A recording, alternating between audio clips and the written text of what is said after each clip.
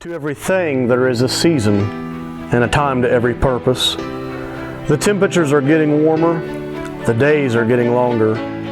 The season is upon us for the very thing we long for all year. Colonel Tom Kelly said it best, "You don't hunt turkeys because you want to, you hunt turkeys because you have to." Fellow turkey hunters, it is time for us to do what we have to do. The purpose of spring begins now.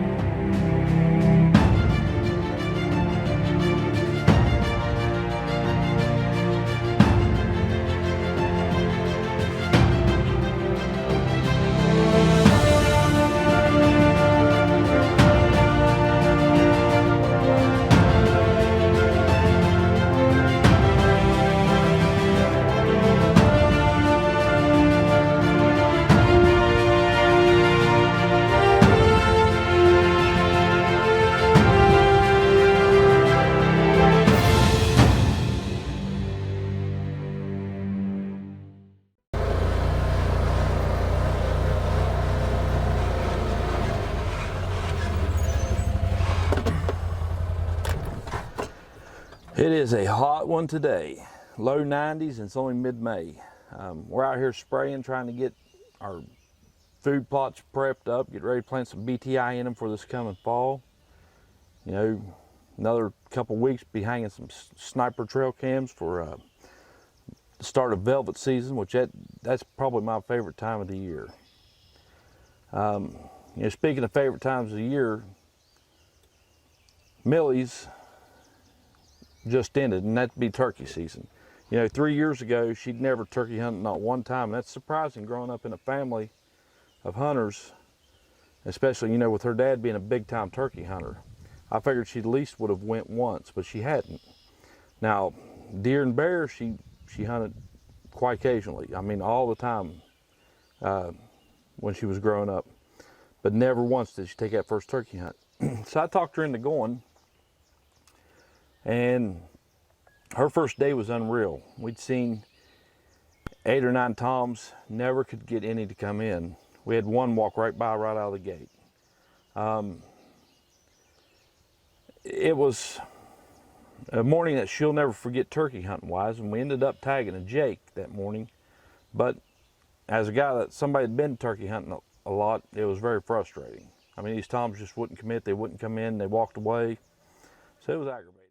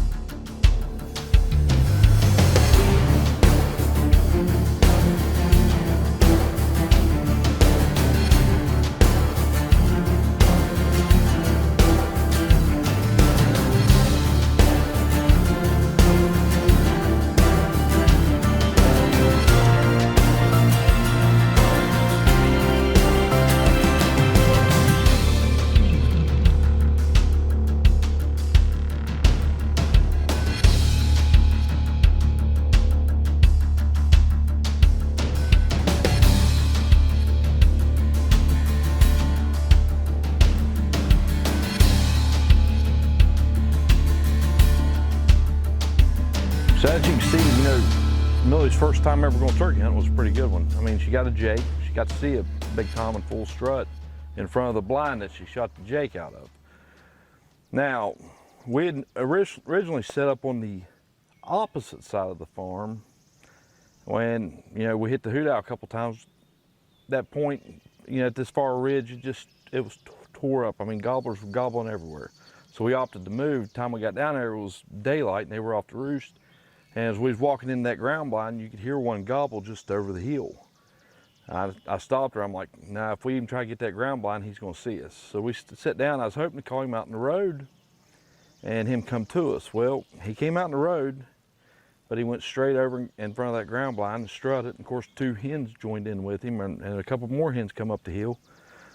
And we had to sit there the next hour and 15 minutes or so and watch him strutting that field back and forth with those hens. And finally, they all worked off and we was able to move into that ground blind.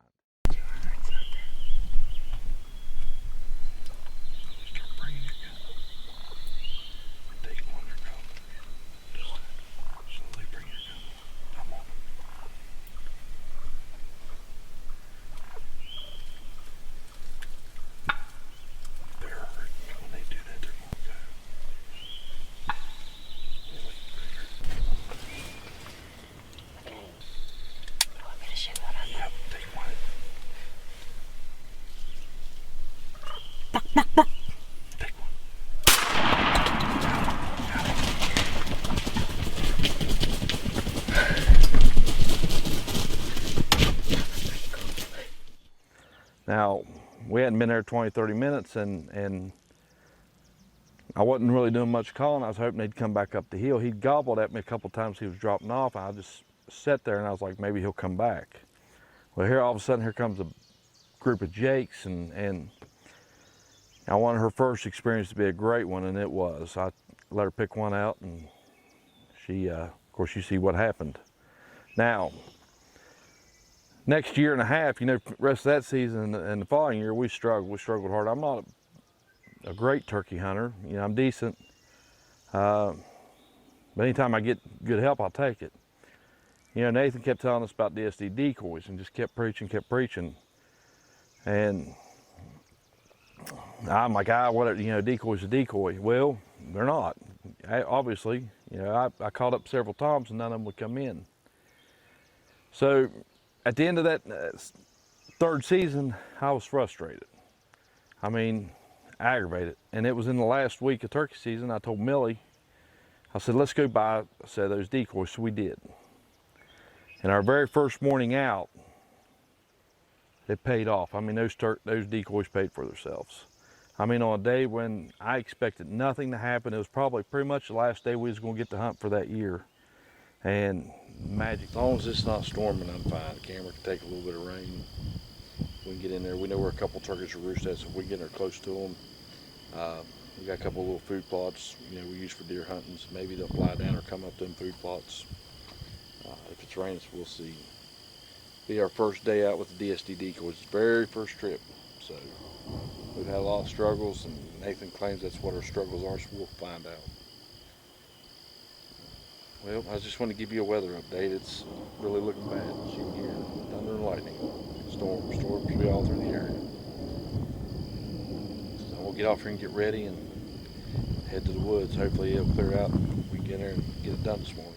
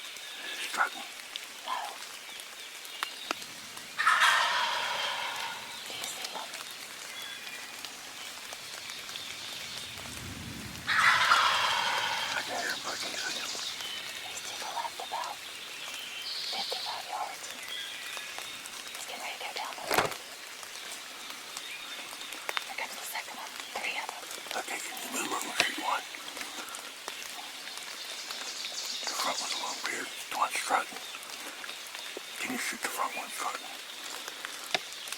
Just go into twin your gun easy. Twin your gun all around shooting. Are you on them? Yeah, hurry.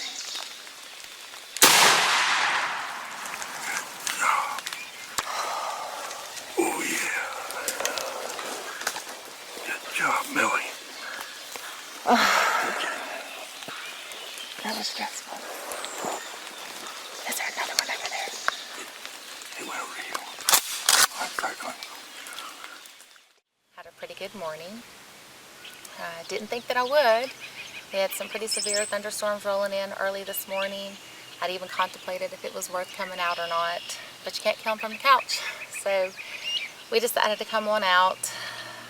We've had three pretty good encounters with 3 toms. This is one of the 3.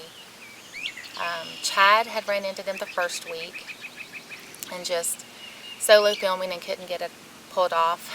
Then we had 2 encounters with them on 2 different occasions over in a field, and our decoys just weren't working for us.